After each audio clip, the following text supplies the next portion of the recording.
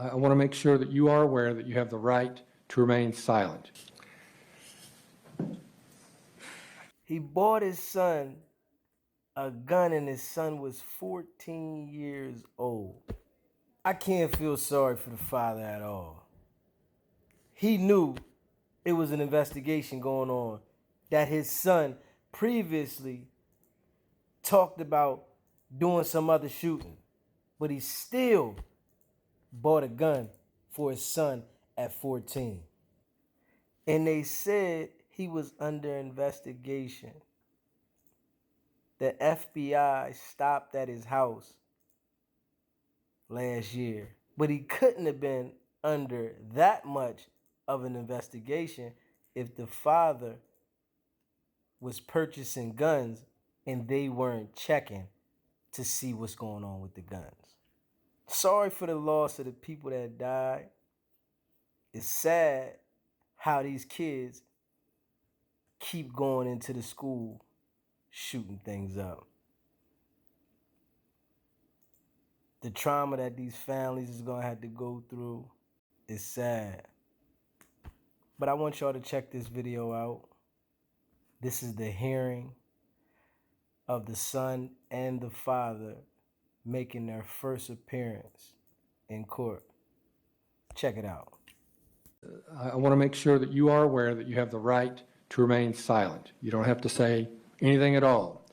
And it's important to understand that because anything you might say could be used against you at further proceedings associated with your case. I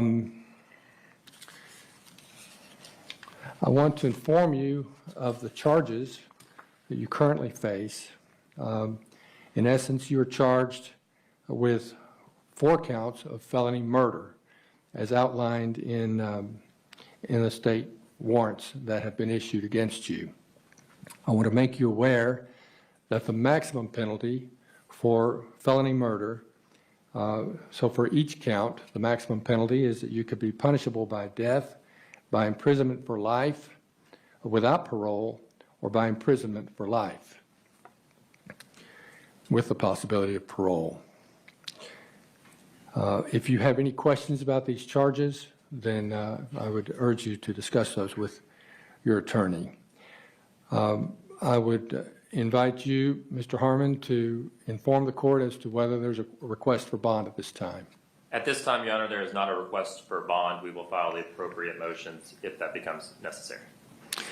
All right. An indictment by the grand jury for most felony offenses or accusations, well, you have the right to receive an indictment for these offenses. And I assume Mr. Brad Smith is here on behalf of the DA's office, or he is our district attorney, and he's accompanied by Ms. Patricia Brooks, who is his chief assistant.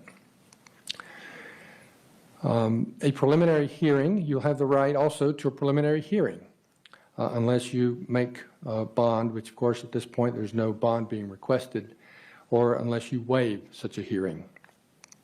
You have the right to a speedy and public trial by a judge or a jury. You have the right to confront and cross-examine all witnesses.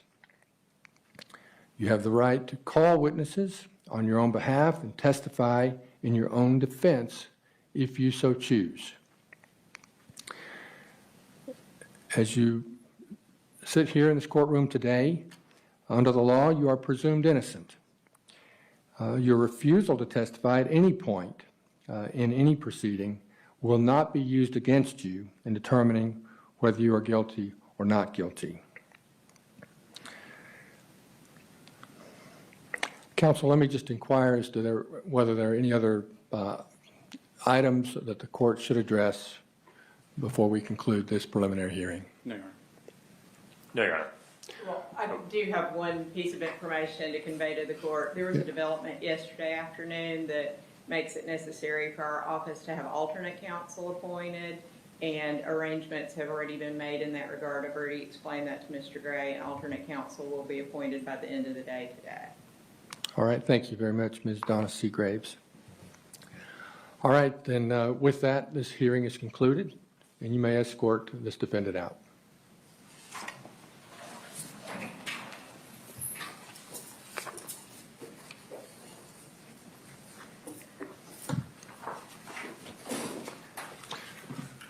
right, with that, I understand that we have another appearance hearing.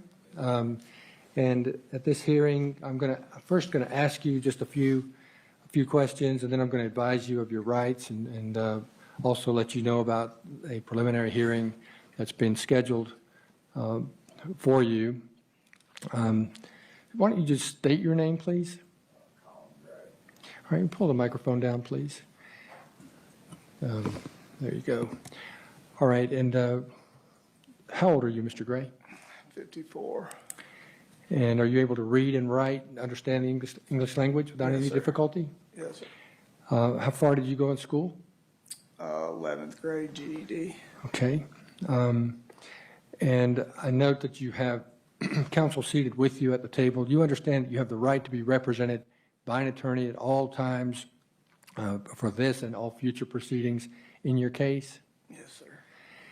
And you understand that, of course, if you cannot afford an attorney, that the public defender will be appointed to the system is working. And all right, so the following aren't questions that I'm going to ask. I'm just informing you of some things. You have the right to remain silent. Anything you say can be used against you at further hearings or at a trial on the charges that you're facing. For this hearing, you're not going to be questioned about facts and circumstances surrounding your charges. You are currently charged with, and you'll be provided with copies of the warrants if you don't already have them. You're currently charged with 2 counts of felony murder in the second degree. You're charged with 4 counts of felony involuntary manslaughter. You're charged with 8 counts of felony cruelty to children in the second degree. Now, for these offenses, for the felony murder counts in the second degree, felony murder in the second degree, the maximum penalty for each count is up to 30 years imprisonment. For felony involuntary manslaughter, of course, again, there are 4 counts. The maximum penalty for each of those offenses is 10 years imprisonment. For the 8 felony cruelty to children counts, the maximum penalty under the law for each of those 8 counts is 10 years imprisonment, for a maximum total possible penalty for the charges that you currently are facing of 180 years imprisonment. If you have questions about these charges, which I assume that you will, the court urges you to discuss those with your attorney. Let me inquire as to whether there's a motion for bond, if Mr. Gray is moving for bond at this time. No, sir, not at this time. We will allow alternate counsel to make that decision. All right, thank you. All right, I also need to inform you that you have the right to an indictment by a grand jury, and you also have the right to a preliminary hearing unless you make bond or waive such a hearing. You have the right to a speedy and public trial by a judge or jury. You have the right to confront and cross-examine all witnesses. You have the right to call witnesses on your own behalf and testify in your own defense if you so choose. I want to make it clear to you, Mr. Gray, that you are presumed innocent. Your refusal to testify at any point cannot be used against you in determining whether you are guilty or not guilty. I mentioned the first appearance hearing a moment ago. That is being set for you for December 4th, 2024 at 8:30 a.m. Currently, that's set to take place in the Magistrate Court of Barrow County. It could be subject to change, but I just want you to know that that is the date that we currently have. In fact, counsel, could you approach, please? I have this, let's see, I need to scratch this out.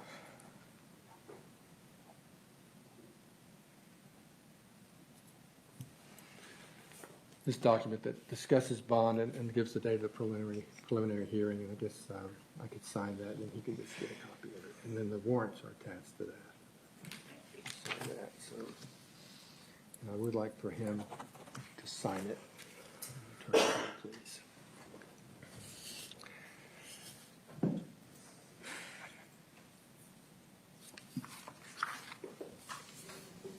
Sign right there, just so you're getting a copy of this. He is giving you a copy. He's gonna give you a copy of all the warrants. Do you want me to go ahead and give him his copy? Yes, please.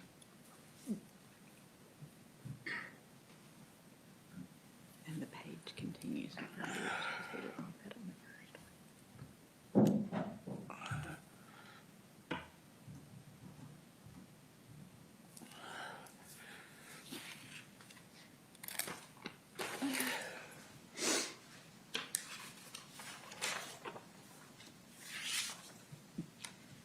And are these his copies of the warrants? Those are provided, and they say service copies on them, so I assume that they're for him. Okay.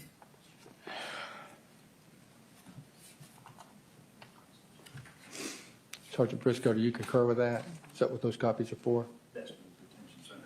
Those are for the detention center? So he's got his own copies, or he'll have them provided?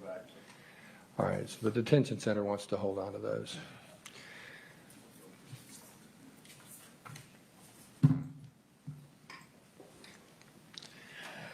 All right, let me, and thank you, Ms. Seagraves. I want to certainly acknowledge the presence of our district attorney, Mr. Brad Smith. He's assisted by his chief assistant, Patricia Brooks. Is there anything else, counsel, that the court needs to address that I have neglected to address? No, Your Honor. No, sir, not at this time.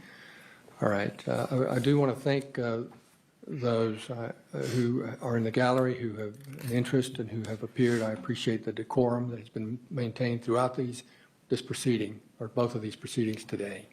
And with that, this matter is adjourned. The attorney who's going to represent you, I think his name is James Rogers. We're going to have that official later today, but he'll come and see you probably the first part of next week. It's your boy Deezy. Make sure y'all go check that merch out, sbgbtv.com. It's not about the setback, it's about the get back. Nah.